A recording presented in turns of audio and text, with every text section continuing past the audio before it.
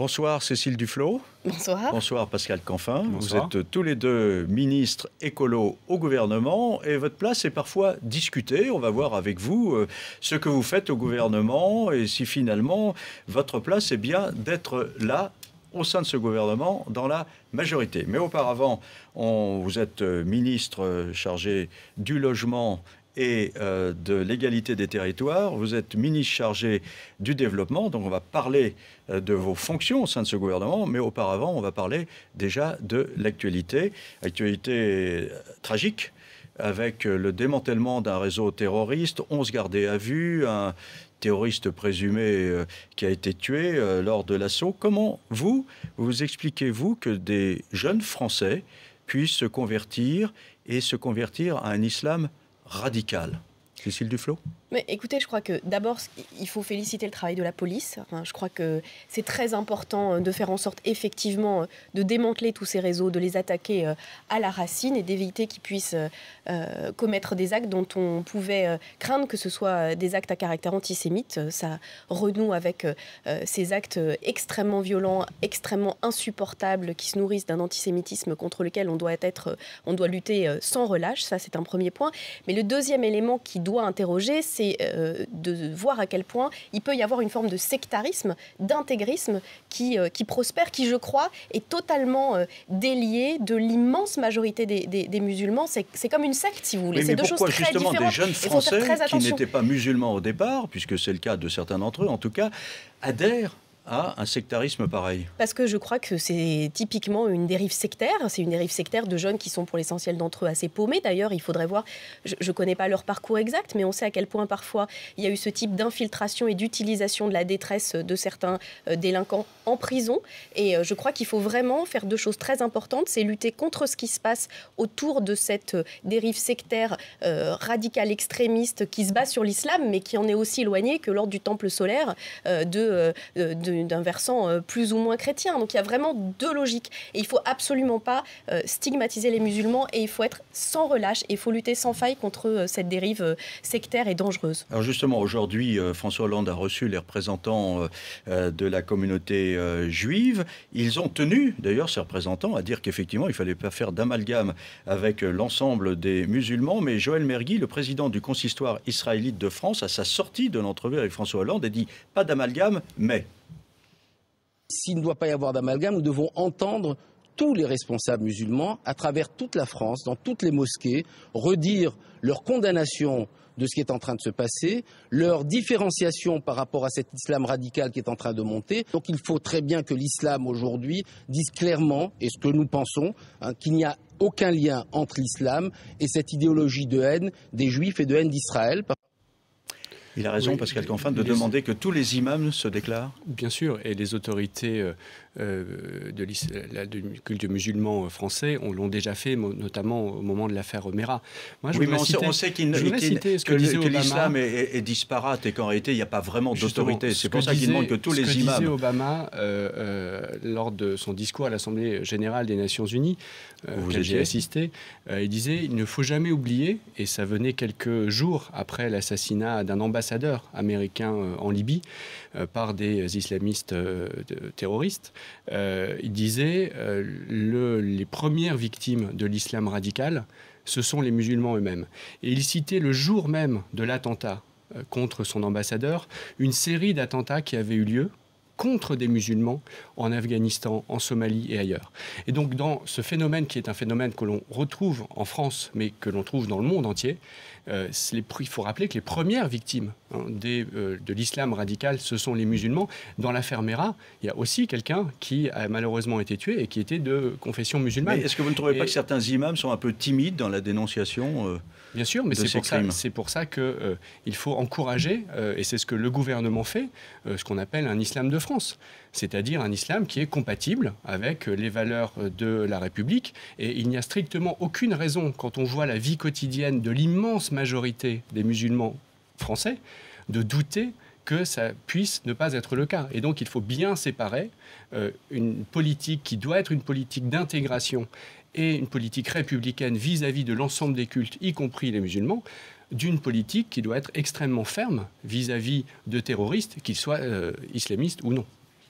Un autre drame qui nous a tous estomaqués et horrifiés, c'est la tuerie à Échirolles. On se demande comment des jeunes Français peuvent en arriver à tuer comme ça, froidement, uniquement pour un mauvais regard de jeunes garçons. François Hollande s'est rendu à Échirolles et il a eu un échange avec une des habitantes d'Échirolles. Ne collez pas, ne collez pas. Les micros, là, les micros. Il n'est pas mort, heureusement, j'ai de la chance. Dieu merci. J'allais vous écrire.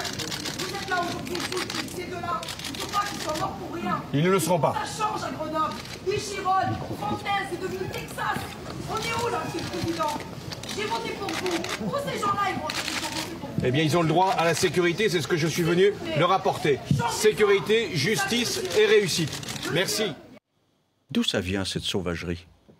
Vous savez, des actes de violence, ça a existé depuis très longtemps, en particulier entre les jeunes. Sauf que de temps en temps, et dans un certain nombre de quartiers, il y a une concentration de ces actes. Il y a une escalade qui existe. Et c'est vrai que c'est insupportable ce qui s'est passé à Échirolles. C'est insupportable. Le terme est exact. C'est extrêmement dur pour leurs familles, pour leurs amis. C'est aussi dur pour un quartier dont l'image pourrait glisser, alors qu'il y a des tas de gens qui vivent et de jeunes qui essayent de s'en sortir face à des situations difficiles. Donc il faut faire comme l'a fait le président de la République très bien, de dire sécurité, justice, responsabilité, pas d'insistance sur ce qui est passé, mais de la clarté, de la fermeté. Je crois que tous les protagonistes de cette affaire ont été arrêtés. Il faut que la justice passe, qu'elle soit ferme, qu'elle ne laisse pas de place à une quelconque ambiguïté, mais il faut aussi valoriser tous ceux qui, comme ces deux jeunes d'ailleurs qui sont morts, sont issus de ces quartiers, travaillent, ont fait des études, ont envie de vivre leur vie tout simplement. C'est à eux qu'il faut penser. Tous ces événements mettent en avant l'un de vos collègues au gouvernement, Manuel Valls, à telle enseigne d'ailleurs que le Nouvel Observateur lui a consacré sa couverture en intitulé le vice-président. Voilà, Manuel Valls. Et c'est pas forcément votre copain, Manuel Valls, en tout cas sur un certain nombre de lignes politiques, parce qu'il dit que le vote des étrangers, c'est peut-être pas la priorité pour le moment. Le récépissé pour les faciès, il considère que, pour les contrôles aux faciès, il considère que c'est pas ça qu'il faut faire.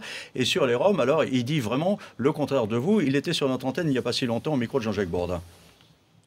La France, aujourd'hui, dans la situation dans laquelle nous nous trouvons, ne peut pas accueillir, comme l'avait dit un ancien Premier ministre, toute la misère du monde et de l'Europe. Elle prend sa part en matière d'asile, en matière d'insertion pour les populations roms. Mais nous ne pouvons pas accueillir, et le message, il est clair.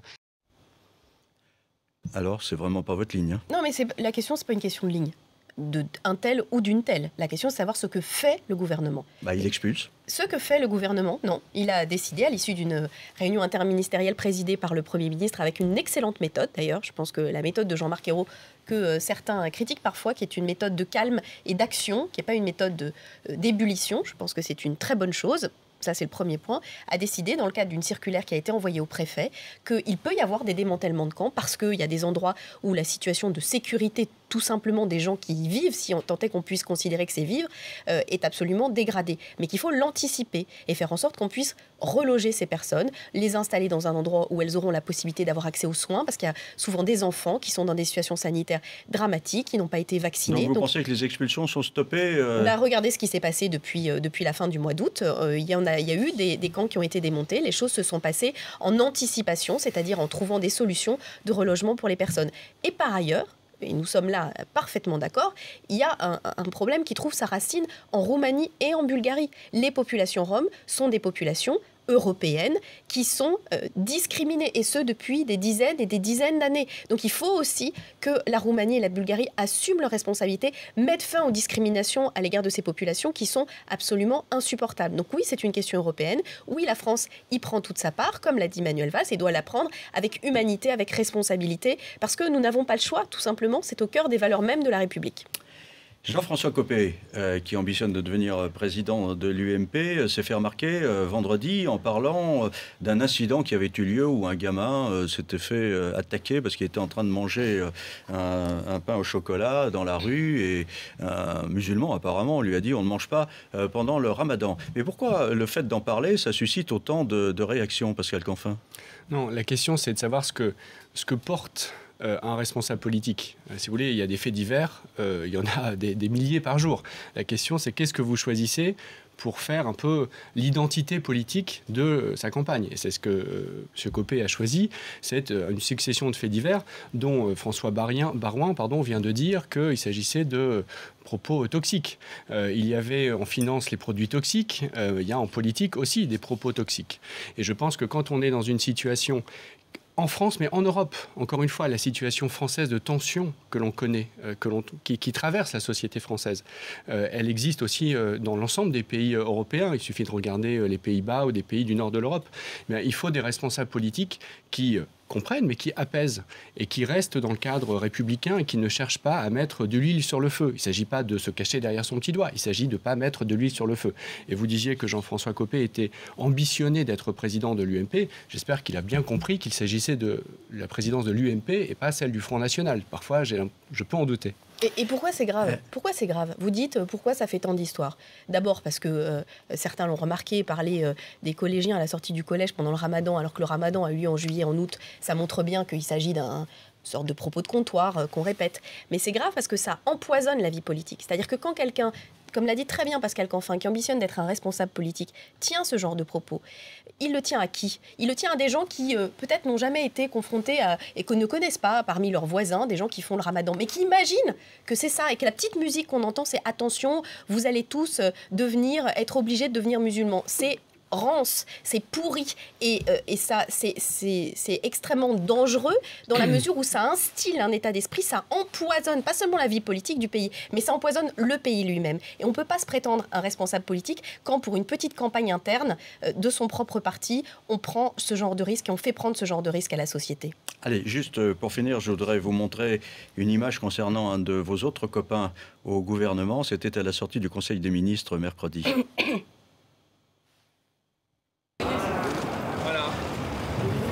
Elle est au prix de la Clio, grâce au bonus écologique. Et alors, elle marche super bien. Elle est fabriquée en France, à Flins et à Cléon, pour le moteur. Je mets mon clignotant. Voilà. Il fait pas de bruit, c'est génial. Je vais tenter une accélération forte, pour voir ce que ça donne. Ça accélère. Ah ouais, ça y va. Mais alors là, on en prend un coup de jus.